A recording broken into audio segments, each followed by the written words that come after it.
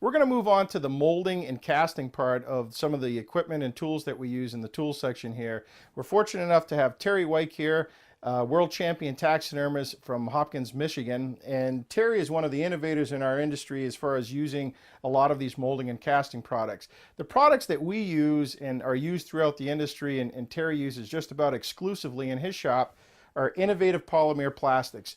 Polymer plastics make a polymer urethane that you can use for molding heads, from casting heads for molds to doing your casts for your fish bodies as well. One of the other products that they also carry is silicone, and they carry silicone ink, which is a very durable, professional grade silicone that's used here in our industry. And from silicone ink, you can make anything from little head medallion molds, and use a product 3030 that we can dye up to make something like a little head cast that you can put onto a mount before you send it out the door as a nice little medallion piece.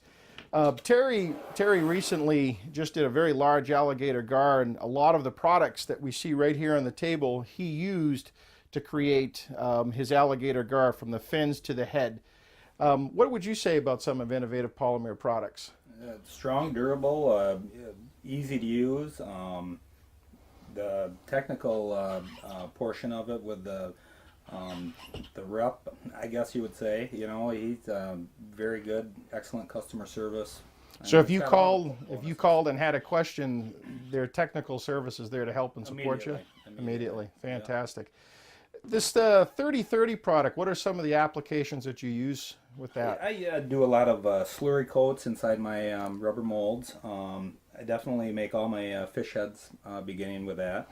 I do, if I'm doing a two-part mold with for fish, I would cover the inside of the mold of just the basic body part of it. I may use a 3025 for the fins. There's several different things you can use for the fins, but you can use that for slapping the two sides back together and joining them as they're hardening, and then they would pry apart.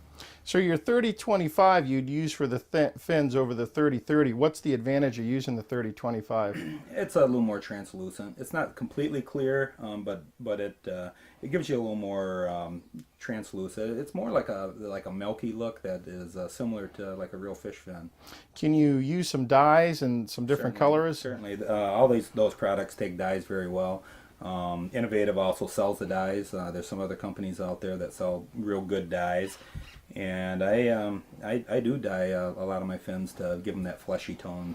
So as far as consistency is concerned and reliability of the product, what would you say about that? Oh, it's very consistent. I've had very little problems with it, and the problems were operator error, as any of us have found out over time. That you do make mistakes, and that's how we learn from our mistakes. Because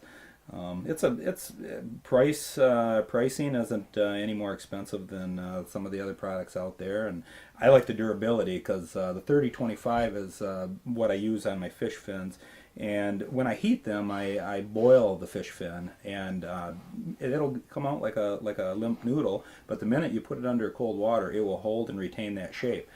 Used a lot of other products in the past that they look good for a month or 2 months or maybe even a year, but over time they'll straighten themselves out because the initial mold, they want to go back to that very same shape that they came from. So for some real high-end customization of your pieces. Certainly. Okay, yeah. Fantastic. Well, thanks, Terry.